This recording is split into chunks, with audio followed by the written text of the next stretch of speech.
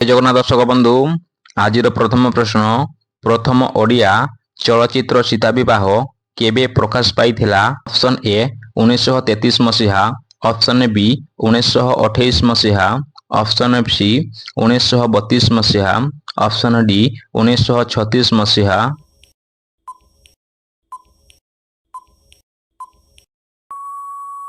Friends, ଏହାର ସଠିକ୍ ଉତ୍ତରଟି ହେଉଛି ଅପସନ୍ ଡି 1936 ମସିହା।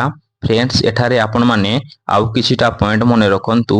1936 ମସିହାରେ ଆମ ରାଜ୍ୟ ଓଡ଼ିଶା ଏକ ସ୍ୱତନ୍ତ୍ର ପ୍ରଦେଶରେ ଗଠିତ। ସୀତା ବିବାହ ହେଉଛି ବ୍ଲାକ୍ ଆଣ୍ଡ ହ୍ୱାଇଟ୍ ମୁଭି ଏବଂ ଆପଣଙ୍କୁ ଯଦି କ୍ୱେଶ୍ଚନ୍ ପଚାରିବ କି ଓଡ଼ିଶାର ପ୍ରଥମ କଲରଫୁଲ୍ ଫିଲ୍ମ କୋଉଟା, ତାହେଲେ ତାର ଉତ୍ତରଟି ହେଇଥାନ୍ତା ଗପ ହେଲେ ବି ସତ। ଫ୍ରେଣ୍ଡସ୍, ଏହାକୁ ଆପଣମାନେ ମନେ ରଖିବେ। ପରବର୍ତ୍ତୀ ପ୍ରଶ୍ନ। ମହିମା ଧର୍ମର ପ୍ରତିଷ୍ଠାତା କିଏ? Option A Mahima ଗୋସ୍ୱାଇଁ, option B ବାବା ବିଶ୍ୱନାଥ, ଅପସନ୍ ସି ସିଦ୍ଧ ବାବା, ଅପସନ୍ ଡି ଭୀମ ଭୋଇ।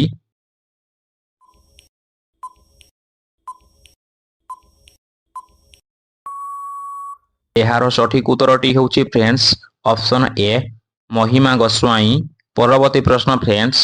ସୌରଜଗତର ସବୁଠାରୁ ଉଜ୍ଜ୍ୱଳତମ ଗ୍ରହର ନାମ କ'ଣ? ଅପସନ୍ ଏ ବୁଧ, ଅପସନ୍ ବି ଶୁକ୍ର, ଅପସନ୍ ସି ପୃଥିବୀ, ଅପସନ୍ ଡି ମଙ୍ଗଳ।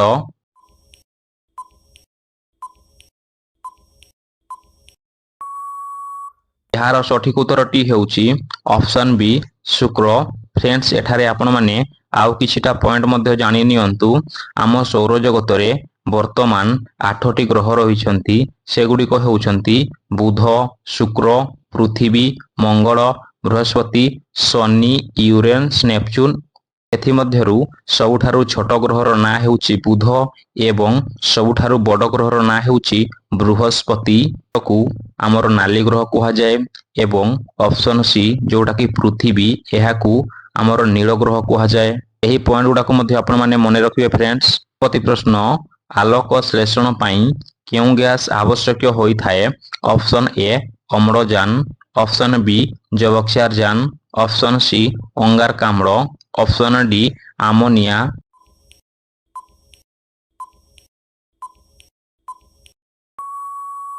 ସଠିକ୍ ଉତ୍ତରଟି ହେଉଛି ଅପସନ୍ ସି ଅଙ୍ଗାରକାମ୍ଳ। ଏଠାରେ ଆପଣମାନେ ମନେ ରଖନ୍ତୁ, ଆମେ ଯେଉଁ ଅଙ୍ଗାରକାମ୍ଳକୁ ଆମର ନିଶ୍ୱାସରେ ତ୍ୟାଗ କରୁଛୁ, ସେହି ଅଙ୍ଗାରକାମ୍ଳ ଗ୍ୟାସକୁ ଗଛ ଗ୍ରହଣ କରି ଆଲୋକ ଶ୍ଳେଷଣ ପ୍ରକ୍ରିୟାରେ ଆମକୁ ଅମ୍ଳଜାନ ଯୋଗାଇଥାଏ। ପରବର୍ତ୍ତୀ ପ୍ରଶ୍ନ। କେଉଁ କବିଙ୍କୁ ଭକ୍ତ କବି ବୋଲି କୁହାଯାଏ? Option A Gangadhar Meher, option B Radhanath Ray, option C Upendra Bhanja, option D Madhusudan Rao.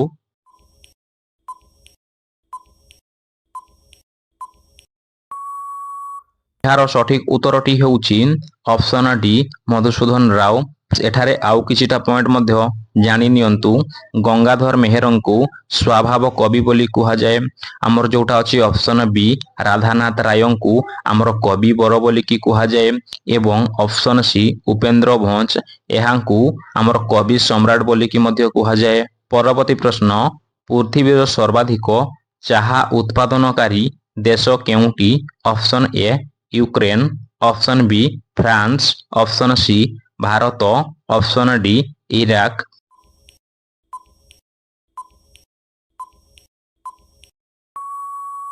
ଏହାର ସଠିକ୍ ଉତ୍ତରଟି ହେଉଛି ଅପସନ୍ ସି ଭାରତ।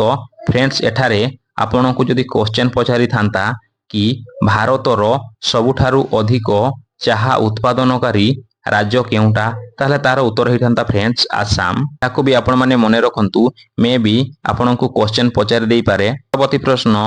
କେଉଁଟିର ଅଭାବରୁ ଗଳଗଣ୍ଡ ରୋଗ ହୋଇଥାଏ? ଅପସନ୍ ଏ ପୁଷ୍ଟିସାର, option B vitamin, option C ଧାତୁସାର, ଅପସନ୍ ଡି ଶ୍ୱେତସାର।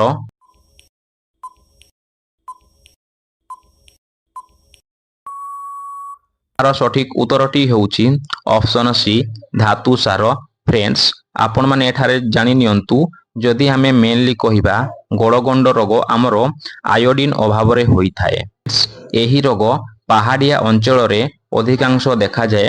କ'ଣ ପାଇଁ କି ସେଠିରେ ଆମର ଲୁଣର ମାତ୍ରା କମ୍ ଥାଏ। ପରବର୍ତ୍ତୀ ପ୍ରଶ୍ନ, ଜେନେରାଲ ଡାୟରଙ୍କୁ କିଏ ହତ୍ୟା କରିଥିଲେ? Option A Bhagat Singh, option B Chandrashekhar Azad, option C Rajguru, option D Udham Singh.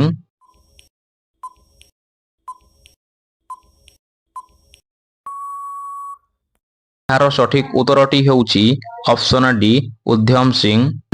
ଆପଣମାନେ ମେ ବି ଜାଣିଥାଇପାରନ୍ତି ଯେଉଁ ଜାଲିଆନାୱାଲାବାଗ ଆମର ହତ୍ୟାକାଣ୍ଡ ହୋଇଥିଲା ସେଥିରେ ଆମର ଜେନେରାଲ ଡାୟାର ଥିଲେ।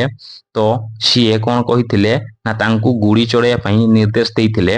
ତାହାକୁ ଆମର ମାରିଥିଲେ କିଏ ନା ଉଧମ ସିଂ। ପରବର୍ତ୍ତୀ ପ୍ରଶ୍ନ, ଓଡ଼ିଶାର ସର୍ବାଧିକ ମରୁଡ଼ିଗ୍ରସ୍ତ ଜିଲ୍ଲା କେଉଁଟି? Option A Dhenkanal, option B Ganjam, option C Gajapati, option D Kalahandi.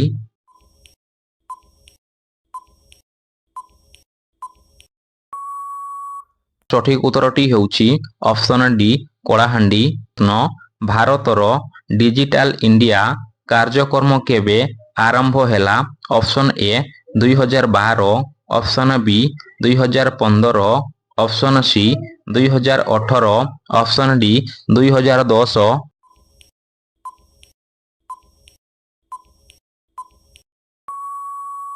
ଏହାର ସଠିକ ଉତ୍ତରଟି ହେଉଛି ଫ୍ରେଣ୍ଡସ୍ ଅପସନ୍ ବି 2015। ପରବର୍ତ୍ତୀ ପ୍ରଶ୍ନ, ପୃଥିବୀର ସବୁଠାରୁ କଠିନତମ ପଦାର୍ଥର ନାମ କ'ଣ?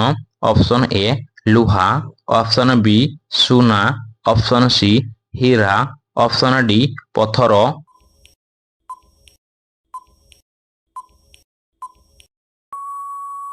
ଏହାର ସଠିକ ଉତ୍ତରଟି ହେଉଛି ଅପସନ୍ ସି ହୀରା। ଫ୍ରେଣ୍ଡସ୍ ଆପଣମାନେ ଏଠାରେ ଆଉ କିଛିଟା ପଏଣ୍ଟ ମଧ୍ୟ ମନେ ରଖନ୍ତୁ। ଆମେ କୋଇଲାରୁ ହୀରା ପାଇଥାଉ। ଆମର ହୀରାକୁ କାଚ କାଟିବାରେ ମଧ୍ୟ ବ୍ୟବହାର କରାଯାଏ। ଏହା ଗୋଟେ କାର୍ବନର ଆଲଟର ବୋଲିକି କୁହାଯାଏ। ଏହାର ସେପ୍ ହେଉଛି ଆମର ହେକ୍ସାଗୋନାଲ ବା ଷଡ଼ଭୁଜ। ପରବର୍ତ୍ତୀ ପ୍ରଶ୍ନ, ଭାରତର ସବୁଠାରୁ ବଡ଼ ବନ୍ଦର କେଉଁଟି? ଅପସନ୍ ଏ ମୁମ୍ବାଇ ବନ୍ଦର, ଅପସନ୍ ବି ଚେନ୍ନାଇ ବନ୍ଦର, ଅପସନ୍ ସି କୋଲକାତା ବନ୍ଦର, ଅପସନ୍ ଡି କାନ୍ଦୋଲା ବନ୍ଦର।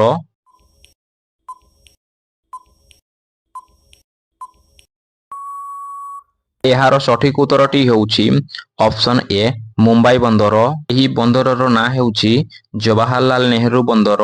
ପରବର୍ତ୍ତୀ ପ୍ରଶ୍ନ, ଓଡ଼ିଶାର କେଉଁ ମନ୍ଦିର ଏକମାତ୍ର ୟୁନେସ୍କୋ ବିଶ୍ୱ ଐତିହ୍ୟ ସ୍ଥଳ? ଅପସନ୍ ଏ ଲିଙ୍ଗରାଜ ମନ୍ଦିର, ଅପସନ୍ ବି ଜଗନ୍ନାଥ ମନ୍ଦିର, ଅପସନ୍ ସି କୋଣାର୍କ ସୂର୍ଯ୍ୟ ମନ୍ଦିର, ଅପସନ୍ ଡି ରାଜାରାଣୀ ମନ୍ଦିର।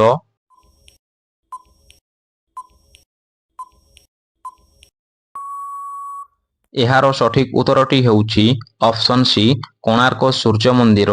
ଫ୍ରେଣ୍ଡସ୍ ଏହା 1984 ମସିହାରେ ୟୁନେସ୍କୋର ମାନ୍ୟତା ପାଇଲା। ଫ୍ରେଣ୍ଡସ୍ ଏଠାରେ ୟୁନେସ୍କୋର ଫୁଲ୍ ଫର୍ମ ମଧ୍ୟ ଜାଣି ନିଅନ୍ତୁ।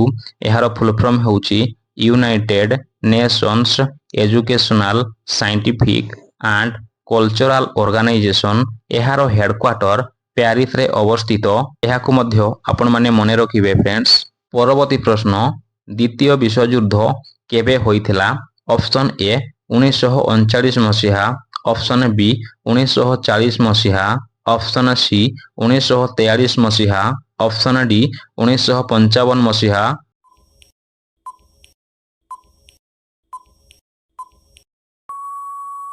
ଏହାର ସଠିକ ଉତ୍ତରଟି ହେଉଛି 1939 ମସିହା। ଏଠାରେ ଆପଣମାନେ ଆଉ ଗୋଟିଏ ପଏଣ୍ଟ ମଧ୍ୟ ମନେ ରଖନ୍ତୁ। ଆପଣଙ୍କୁ ଯଦି କ୍ୱେଶ୍ଚନ ପଚାରିବ କି ପ୍ରଥମ ବିଶ୍ୱଯୁଦ୍ଧ କେବେ ହୋଇଥିଲା, ତାହେଲେ ତାର ଉତ୍ତରଟି ହୋଇଥାନ୍ତା 1914ରୁ 1918 ପର୍ଯ୍ୟନ୍ତ ହୋଇଥିଲା। ପରବର୍ତ୍ତୀ ପ୍ରଶ୍ନ, ଓଡ଼ିଶାରେ କେତୋଟି ବିଜ୍ଞାପିତ ଅଞ୍ଚଳ ପରିଷଦ ବା ଏନ୍ଏସି ଅଛି? ଅପସନ୍ ଏ 40ଟି, ଅପସନ୍ ବି 42ଟି, ଅପସନ୍ ସି 44ଟି, ଅପସନ୍ ଡି 45ଟି।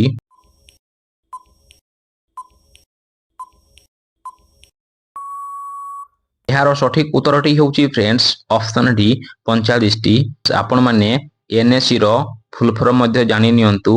ଏନ୍ଏସିର ଫୁଲ୍ ଫର୍ମ ହେଉଛି ନୋଟିଫାଏଡ୍ ଏରିଆ କାଉନସିଲ୍। ପ୍ରଶ୍ନ, ଓଡ଼ିଶାର ଦ୍ୱିତୀୟ ବୃହତ୍ତମ ସହରର ନାମ କ'ଣ? Option A Bhubaneswar, option B Cuttack, option C Puri, option D Sambalpur.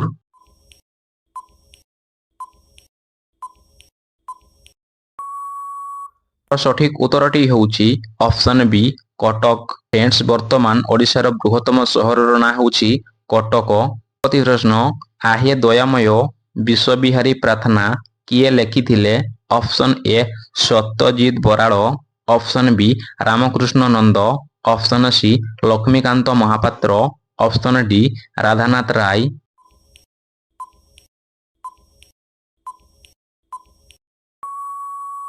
ଏହାର ସଠିକ ଉତ୍ତରଟି ହେଉଛି ଅପସନ୍ ବି ରାମକୃଷ୍ଣ ନନ୍ଦ।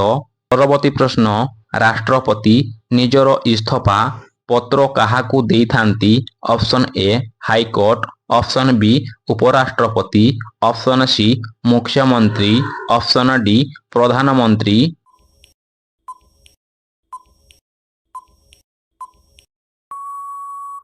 ଏହାର ସଠିକ ଉତ୍ତରଟି ହେଉଛି ଫ୍ରେଣ୍ଡସ୍ ଅପସନ୍ ବି ଉପରାଷ୍ଟ୍ରପତି। ଫ୍ରେଣ୍ଡସ୍, ବର୍ତ୍ତମାନ ଭାରତର ଉପରାଷ୍ଟ୍ରପତି ଅଛନ୍ତି ଜଗଦୀପ ଧନଖଡ଼। ପରବର୍ତ୍ତୀ ପ୍ରଶ୍ନ, ଜିମେଲର ପୁରା ନାମ କ'ଣ? Option A good mail, option B Google mail, option C god mail, option D gulf mail.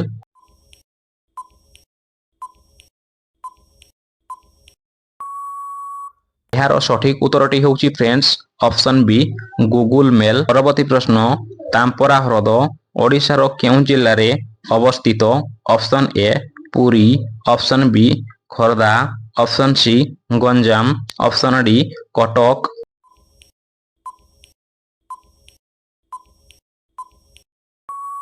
ଏହାର ସଠିକ ଉତ୍ତରଟି ହେଉଛି ଅପସନ୍ ସି ଗଞ୍ଜାମ। ଫ୍ରେଣ୍ଡସ୍, ଏହା ଏକ ମଧୁର ଜଳ ହ୍ରଦ। ପରବର୍ତ୍ତୀ ପ୍ରଶ୍ନ, ଭାରତରେ ସବୁଠାରୁ ଅଧିକ ଲୋକସଂଖ୍ୟା ଥିବା ସହରର ନାମ କ'ଣ? ଅପସନ୍ ଏ Chennai, option B Delhi, option C Hyderabad, option D Mumbai.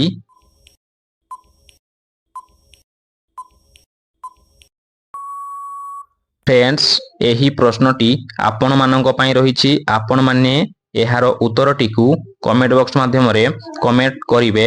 Friends, ଯଦି ଆପଣଙ୍କୁ ଭିଡ଼ିଓଟି ଟିକିଏ ବି ଭଲ ଲାଗିଥାଏ ତାହେଲେ ଭିଡ଼ିଓକୁ ଲାଇକ୍, ସେୟାର ଏବଂ ଚ୍ୟାନେଲକୁ ସବସ୍କ୍ରାଇବ୍ କରିବାକୁ ଜମାରୁ ବି ଭୁଲିବନି ଫ୍ରେଣ୍ଡସ୍।